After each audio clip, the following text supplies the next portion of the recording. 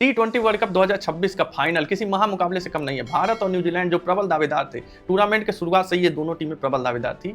भारत ने इंग्लैंड को हराया और न्यूजीलैंड ने बुरी तरीके से साउथ अफ्रीका को हराकर फाइनल में नरेंद्र मोदी स्टेडियम अहमदाबाद में भिड़ने जा रही है। देखिए, भारत और अगर न्यूजीलैंड की दावेदारी की बात करें, खिताब की दावेदारी बात करें, तो देखिए भारत का पड़ला भारी था, लेकिन नरेंद्र मोदी स्टेडियम जो पनौती स्टेडियम भी भारत के लिए है, वहां की बात करें और न्यूजीलैंड सामने जो टीम है, जो भारत से जनवरी से ही खेल रही है, T20 फॉर्मेट में भारत से भिड़ चुकी है, तो उस हिसाब से देखा जाए पड़ला भारी है। इसलिए भी भारी है क्योंकि साउथ अफ्रीका को बुरी तरीके से रौंद के आ रही है। न्यूजीलैंड के हौसले बुलंद है, फिन एलन, टिम सैफर्ड के हौसले बुलंद है, मिशेल सेंटनर की चतुर कप्तानी, चतुराई वाली कप्तानी से उनके हौसले बुलंद है। लेकिन देखिए भारत भी कम नहीं है। सूर्य कुमार यादव अपनी स्ट्रेटेजी में सफल हुए हैं। जब भी जो भी उन्होंने प्लान बनाया है, सारा प्लान उनका सफल हुआ है। जसप्रीत बुमराह अपने रंग में लौटाए हैं। जो विकेट टेकिंग एबिलिटी है या डेथ ओवर में उनकी बॉलिंग है, शुरू में विकेट निकाल के देना हो, चौथे ओवर पांचवें ओवर में यहाँ के बॉलिंग कर रहे हैं, जो पहले ओवर में बॉलिंग करते थे, चौथे पांचवें ओवर के पहले गेंद पर विकेट दे ले रहे हैं। तो उस तरह से जसप्रीत बुमराह की बात करिए, हार्दिक पांड्या पहले ओवर पहले बॉल पे विकेट पा जा रहे हैं। तो भारत की बॉलिंग यूनिट कहिए, बैटिंग यूनिट, सब दमदार है। तो एकदम बराबरी और कांटेदार मुकाबला देखने को मिलेगा। अगर किसी से प्रेडिक्शन कहिए कि न्यूजीलैंड और भारत में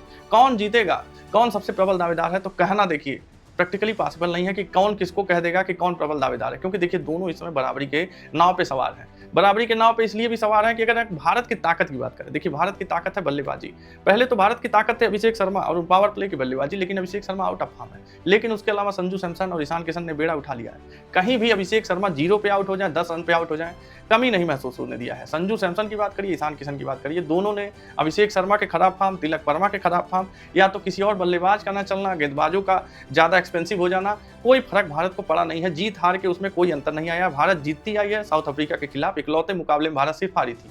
भारत की ताकत बॉलिंग में देख लीजिए, death over specialist Jasprit Bumrah, शुरू में death over, middle over Jasprit Bumrah, Arshdeep Singh उनका साथ देते हैं। अर्शदीप भी अलबत्ता छक्का और चौके मान लीजिए लग भी जाए, लेकिन अर्शदीप सिंह भी वही है, कभी उनका दिन रहेगा तो जसप्रीत बुमराह से कहीं भी कम नहीं पड़ेंगे। देखिए वरुण चक्रवर्ती भले 64 रन खा के आ रहे हैं फाइनल में, लेकिन वरुण चक्रवर्ती कब बाजी मार जाए, कब उनकी मिस्ट्री स्पिनर चलने लगे, कब उनकी मिस्ट्री स्पिन अबूझ पहेली बन जाए, तो ये किसी को नहीं पता है। तो भारत की ताकत बैटिंग और बॉलिंग दोनों है। लेकिन साथ साथ अगर न्यूजीलैंड की बात करें, देखिए न्यूजीलैंड अहमदाबाद में भारत से भिड़ रहा है। फाइनल जैसे मुकाबला जहां 2023 के नवंबर में ऑस्ट्रेलिया ने भारत को यही फाइनल में हराया था, साउथ अफ्रीका 76 रन से यही भारत को हरा चुकी है, तो यही वो पनौती स्टेडियम भारत के लिए है। न्यूजीलैंड के लिए ये प्लस पॉइंट है। साथ साथ देखिए न्यूजीलैंड के लिए प्लस पॉइंट है टिम सैफर्ड और फिन एलन का फॉर्म में वापस आ जाना।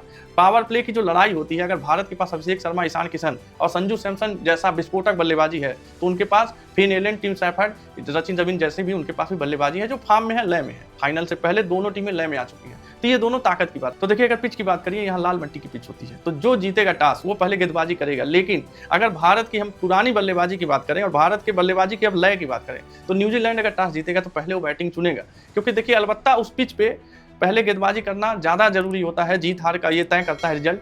लेकिन भारत की बल्लेबाजी को देखते हुए न्यूजीलैंड इतना बड़ा रिस्क लेगा नहीं। भारत को पहले बल्लेबाजी का न्योता तो नहीं देने वाला है। जिस तरह से इंग्लैंड ने गलती कर दी और सेमीफाइनल से बाहर का रास्ता उसको देखना पड़ा। बात करते हैं प्लेइंग 11 में क्या कोई चेंजेस भारत करने वाला है, तो देखिए मेरे हिसाब से तो नहीं होगा। यही जो प्लेइंग 11 है, जो विनिंग कॉम्बिनेशन है भारत का, यही विनिंग कॉम्बिनेशन रहेगा। इसके स्ट्रिक के साथ भारत कोई छेड़छाड़ नहीं करने वाला है। हो सकता है जो 6 नंबर पर तिलक वर्मा को भेजा गया था, हो सकता है तिलक वर्मा 4 नंबर पर आ जाए। शिवम दुबे को प्रमोट किया था तो 4 नंबर पर, हो सकता है शिवम दुबे को अपने ओरिजिनल पोजीशन पे as per situation, as per need उनको कर दिया जाए। बल्लेबाजी के क्रम में इधर उधर हो सकता है, लेकिन स्क्वाड में कोई भी चेंजिंग नहीं आएगा। ना तो कुलदीप यादव आने वाले हैं वरुण चक्रवर्ती की जगह, ना तो अभिषेक शर्मा के साथ कोई छेड़छाड़ होने वाली है। रिंकू सिंह की शायद अभी नई जगह बनेगी, लेकिन देखिए फाइनल मुकाबला है, कुछ कह नहीं सकते। लेकिन देखिए अनप्रेडिक्टेबल अब कुछ नहीं रह गया। स्ट्रेटेजी सबको सब समझ में आ गई है और यही विनिंग स्ट्रेटेजी भी है। भारत ने जो स्ट्रेटेजी बनाई है, भारत अब तक जीतता आया है। फाइनल में भारत का पहुंचना उतना आसान नहीं था। लीग मैच से ही आप देख गए थे, लीग मैच में भारत का परफॉर्मेंस बहुत डोमिनेटिंग नहीं रहा था, बहुत कन्विंसिंग विक्ट्री नहीं थी। चाहे नामीबिया के खिलाफ देखिए, यूएसए के खिलाफ देखिए, नीदरलैंड के खिलाफ देखिए, पाकिस्तान के खिलाफ देखिए, भारत बस जीता है लास्ट में जिम्बाब्वे, वेस्ट इंडीज और अब इंग्लैंड।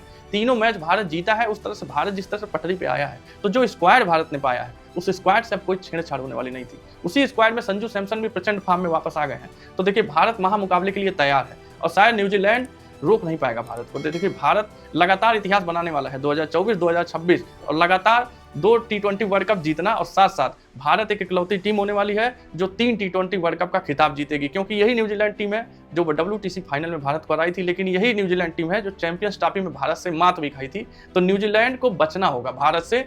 और आपके हिसाब से क्या लगता है कि भारत की और क्या स्ट्रेटेजी होनी चाहिए न्यूजीलैंड के खिलाफ? कमेंट में आप बताइएगा, और आपको वीडियो पसंद आए तो चैनल को सब्सक्राइब जरूर करिए। जय हिंद।